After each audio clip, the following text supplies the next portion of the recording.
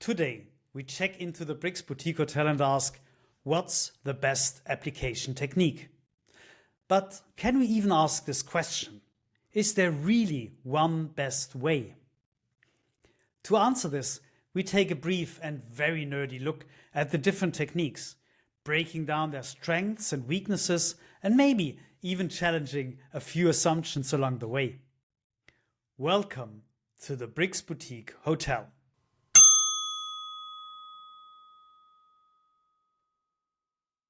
Hey Matthias, nice to see you in our break at the boutique hotel, the Brick Boutique Hotel we're in.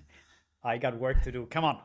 Yeah. So we'll be back in a couple of minutes at the reception. In our break, do you have your coffee? Sure. Good. So in our break, let's talk about the following challenging question. What do you think is the best technique that you can use in Lego Serious Play when you design a workshop, when you deliver a workshop? What's the best technique? What kind of question is that now? Well, you have a choice out of 7. There are 7 techniques. So pick a number. And well, it's a hard question because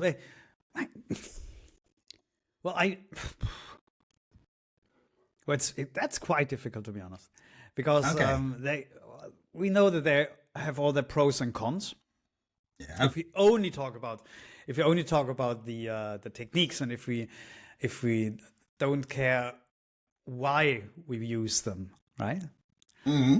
You're right. I actually was thinking about it, and now that I'm thinking about it, in fact, there are 2 that I really love. Okay. And one is the 86, a playing of emergence. Okay. Or playing of the past. And this is something that you could only do partly and not fully, the whole process of playing emergence. And so this is what I really love about it, and that you can dig into the thoughts of the people, not even the thoughts, what is guiding them. So this is something I really like. Okay. What about you? Yeah. So for those who are a bit wondering now, is what are you talking about? It's a kind of simulation that you do when you talk about playing emergence. Yes. Yeah. So yeah. So yeah. Okay. You're right. Yeah, I can so see that. maybe we should step back and explain a little bit what the 86 is, right?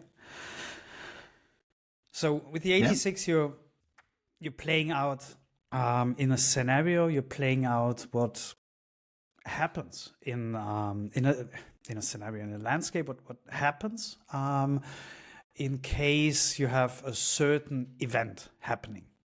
Yeah. Would you be okay with that? Yeah, I'm okay with that. Yeah. Good. So once we see, or we change the landscape and really see what is going on, then we ask the people, what could they do in that case, right? Yeah. If they see, or when they see how the landscape is changing, what could they do? And find out and brainstorm, and afterwards we ask them what they would do, actually. Yeah. And then we try to find out what makes it for them the right thing to do. Exactly. So this is, so you create insights in most of the time events or unexpected things, that could happen in an organization, in a team, also individually with people, really unexpected things. So for instance, if I would just now cut this off, and you're sitting there alone in this podcast, although some people can't see it, you would wonder a little bit, like, what's happening now? What am I going to do? What are the opportunities? Or I would kind be of happy. That things. Yeah, well, besides the fact that it makes you happy, it is a bit like, okay, something happens, and what do you do? Okay, so that's one. The 86, you said you like that one. Yeah, and what I really like about it is, in fact, you could use this technique without the landscape. Just asking you, what would this make the right thing to do? And this is something which is really funny, well, like funny, but interesting. So it's a technique where you can use that. Partly you don't use Lego bricks. So Yeah. And what's the other one? Because you mentioned you liked two. What's the other I one? let you go with one first. Oh, okay. So, well, first one thing, what is what you like is maybe not exactly the same as like what is the best technique, but okay. Oh, my choice. That's also a good one. I do the 81. I do actually the 81. What is the 81, dear people? The 81 is that people start building their own personal models, their own individual models. So you get a question when we talk about Lego Serious Play, and you reflect with the help of the bricks and you build something. Most of the time a metaphor, which represents your thoughts. And I like that one because if you dive into Lego Serious Play, you actually it's such a fascinating technique because you're during the process of building, you're reflecting yourself a little bit on the bricks that you want to use and why. Why did I pick an orange brick and not a green one or black one? So that's very interesting. During the process, you surprise yourself sometimes. I mean, sometimes you have a thought, like I know what I'm going to build, but sometimes you have no clue, and then your facilitator says, start building, and then you surprise yourself like, okay, I have no clue where this goes to. And what I find fascinating about that individual model is that sometimes people ask you a question about the way you build it or construct it. And at first you have actually no clue. And then you think about, why did I do that? And actually something pops up and you feel like, and it's actually true what I'm saying now. I'm not making an answer up. There's no. It is actually like, yeah, that was a good question. Thank you for that one. So it's more the process that fascinates me with the 81. And with you, just a few days ago, we just had a workshop together. Yeah, right. And I facilitated you. You did. Actually, it's the first time I did that. By the way, just realizing. Yeah, cool. I think so. Okay. And I remember that you had insights as well, right? It was just a small, very short building round, but it was really nice because I saw you. Of course, I was the facilitators, and I was watching you, and really there was these moments where you see as a facilitator sometimes that I love so much when people stop building, and then something is changing. Yeah, the body is their body is getting up, or the eyes are open, or they start to add a few bricks quickly. Yeah. Or I think in your case as well, it was like time's up, and you're like, no, I need to put this brick on, and it was impossible for you to not have. I think it was a pink brick on a gray brick. Yeah. Yeah. And it was impossible for you to not having it. So this was really, really nice. Yeah, so absolutely. Yeah. How was I as a participant? Well, let's do that in another podcast. Maybe. Whatever. Maybe we don't speak about this in public. Okay, so preference on 81, on an 86. What does that mean for the other ones? Are they less relevant, less important? Well, let me just add one thing about the second technique that I wanted to add, because this would have been the 81 as well, and for me the reason is because this is what Lego Serious Play is about, right? Getting giving everybody a voice, making sure that everybody is being heard and understood, and so we can really see what this person is talking about, is having in his mind. And so that's why I think, if you would say the most important thing, I think it's the 81, because it's the core of course you have the core process, but I think that's the core of Lego Serious Play. Yeah. Besides the skills building, of course. You're right. I mean, that's what you need. But if we talk about the techniques, Of course I'm right. Of course you are. How can I even doubt that?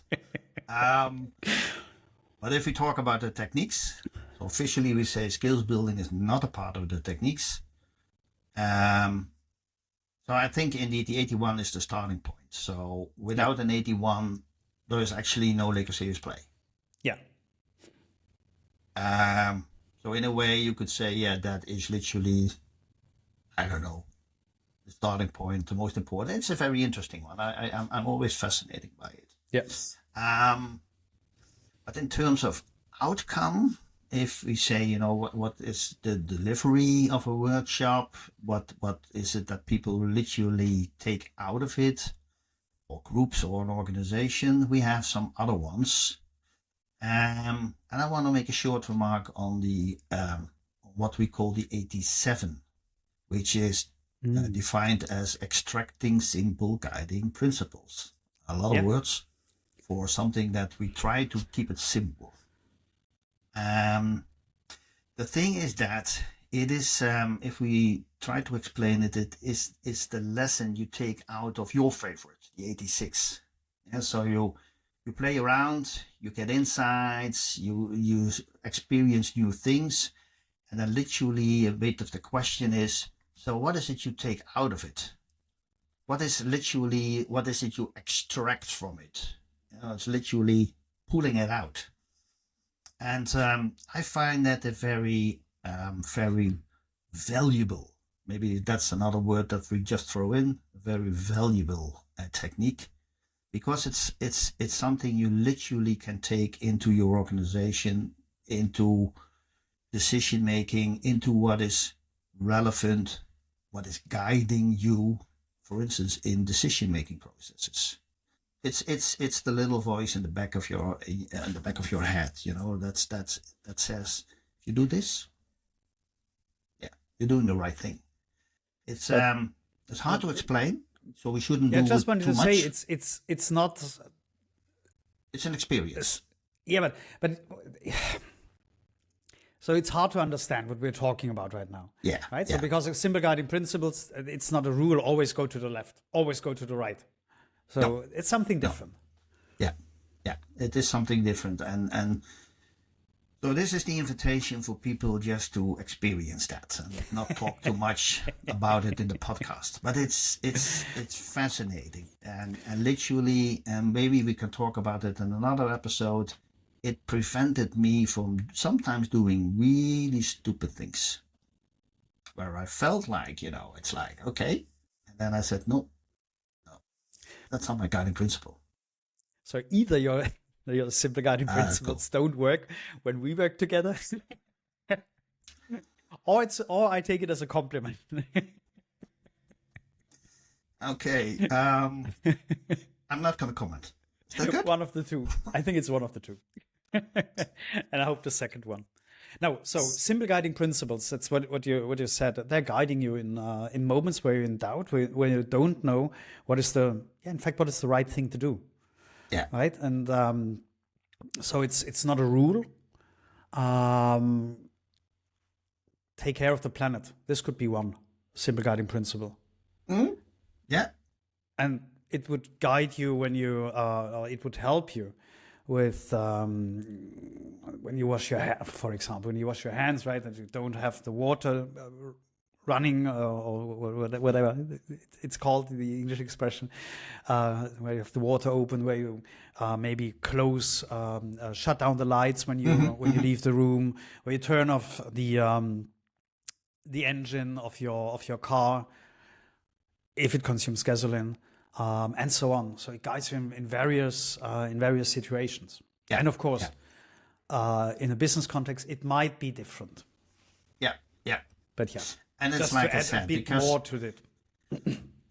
Yeah, because the phrase is literally, that's why we call it simple, but it's the meaning that comes from the experience that makes it literally meaningful. But it's like I said, we can talk about it. people will sometimes feel that was my first experience is like, yeah, but I hear what you say, but I don't get it. That's why you have to experience it so it becomes really meaningful. I'm going to throw in, because also from our time, I'm going to throw in one more. What about what we call the 82? Let's throw in, the slang of Lego Serious Play to our listeners. Yeah, The let's eight- be really nerdy and no one understands what you're talking about. So, application shared technique model. 2, the shared model. I think that is, for an Fabulous. outcome, a very important one for the participants. Yeah, because this model is used to create a shared understanding, an alignment. Yeah. Of let's say a thing. Yeah. So Good. maybe what really short. What is the company for you? I know. Yeah. It's a short question with such with such an answer, and something this question we wouldn't ask this question in Lego Serious Play Workshop like that. We would add a framing. We would do a little bit of scaffolding. The people have an idea what they could build, because Exactly. what is a company? It's like, well, lots. So, but so all the people have different ideas and at the table, and they put the things that they, for them, the most important things or the important things, they put them together into one model and create a new model out of this. Yeah. So you have a solution where everybody participates, where everybody is integrated, participates, and has their time to speak. Exactly. And it comes often from, those meetings where two things happen is that they have a kind of a buzzword that normally you feel we all know what we talk about, and then you actually dive into it and you feel like, oh no, that's not what I meant. And the other thing is that when you have these kinds of meetings oft, and there is that little misunderstanding or big misunderstanding, a couple of people in the meeting take over. They're kind of starting to lead the whole conversation. We call that the 2080 meetings. Yeah. And the shared model gives that opportunity with the process, with the facilitation that we do, to literally work with each other, listen to each other, understand each other. Therefore, exactly the word that you use, to align, and creates an alignment while building. Yeah. And so I often get just to finish my sentence here, I often get the remark after, sorry for that, after the workshop, we should have done this way before, like that process that is facilitated, the way people listen, try to understand each other, and literally build something together, which is not always easy. It absolutely can be a challenging process. It's not the easy way out. That's not what we talk about. But that's fascinating, and I think from a technique point of view, it is a great outcome for a group.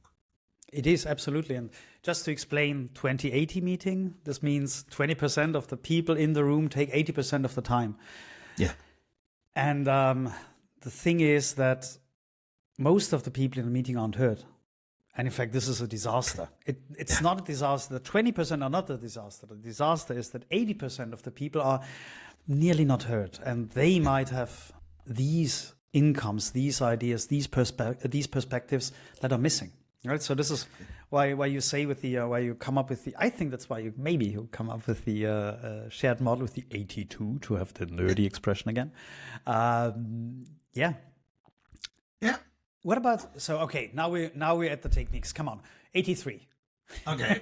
Landscape. Well, what is that? We have to do this a bit quick. I mean, maybe we come back to it in another one. But the 83. Well, let me just say something. Oh, he's interrupting me. For our listeners, or the ones who view us, who watch us in the YouTube or whatever, to which channel, there is the German podcast Ententalk, and with Kerstin, I spoke about the application techniques as well. So if you speak German and want to listen to it, you should do that. Or you could do that, Okay. but it would be the right thing to do. And if you want to learn German, or if you want to hear how German sounds, well, plug in and listen to the other podcast. But back to you, Michel. 83 Okay. landscape. What is that? that? That was the commercial break. Absolutely. Yeah.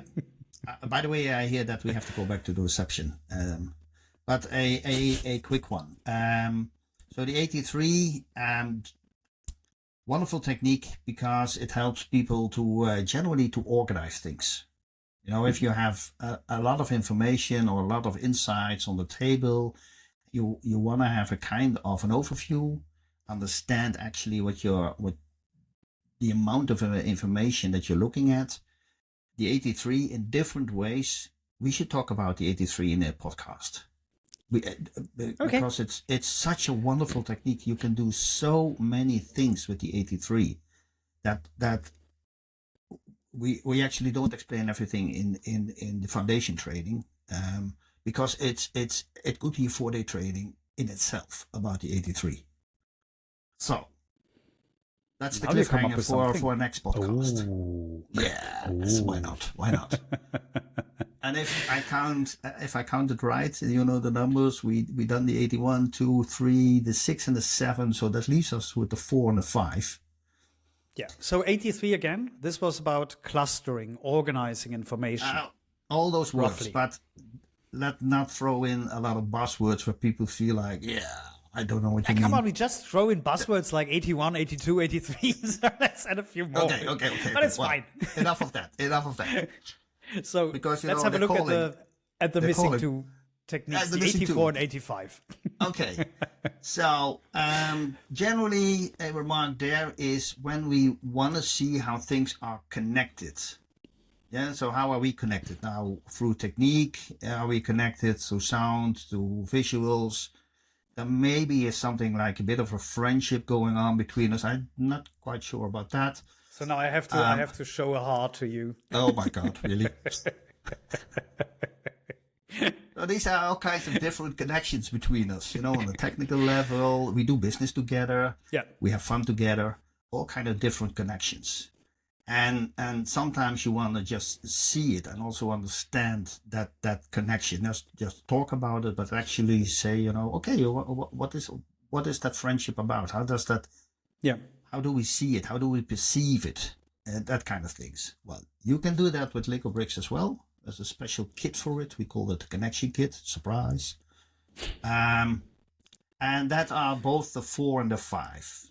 What exactly the difference between the two is, well, let's not go into that at the moment. But when you want to visualize, when you want to talk, when you want to understand how things are connected, either between people or businesses or tasks or products or whatever it is. Whatever it is. Very good remark. Then we throw in the 4 and the 5. Shall we wrap it up? Wow. So let me try to wrap it up, and you can add something afterwards. I will make a very last remark. So the most important technique for us is the 81, because it brings all the different perspectives, ideas, thoughts from the people out of the head and onto the table. Yeah. Make sure that everybody's being heard, understood, and that we can literally see what you mean. Yeah. We can comprehend what are your thoughts. And then we have 6 other techniques, and we have a skills building, of course. And these are the techniques. There are fantastic ones. Each technique relevant for specific needs of the client. So it's hard to say which one is the most important one. Oh, of the others.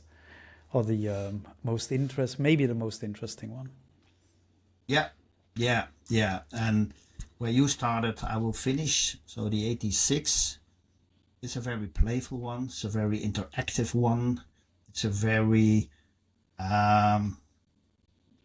the outcomes are open, and it is a technique that we definitely have to explain a little bit more and see how we can work with it. Because I know from experience, as a last remark, that not that many people use it because they feel Which it's is a pity. complex. Yeah. And it's actually not. It's actually not. So we're going to do that in our next break. Yeah. Now don't. That's what I just wanted to say. Now please don't open. Reopen the recording, because I think it's really time. It is. We have to move over to the reception. And see you there. See you there. And goodbye. Looking forward to talking to you again. Bye. Bye.